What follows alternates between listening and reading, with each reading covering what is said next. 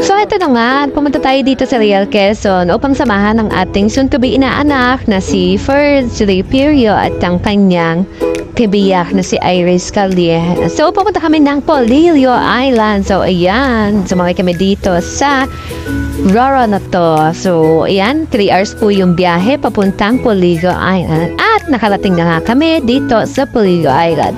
At ayan ang kanilang napakagandang arko at ang kanilang napakagandang buki, napakaganda fresh air, lahat maganda. Yan tayo, sumakay tayo sa tricycle na turbo. At eto na nga po ang ating pinuntahan dito, ang La Julia Beach Resort. Napakaganda, malinis. At ayan ang aming kinahin, sisig at marami pang iba. At etong fresh na huli nitong isda. At eto ang view dito sa La Julia Beach Resort dito sa Polillo Island.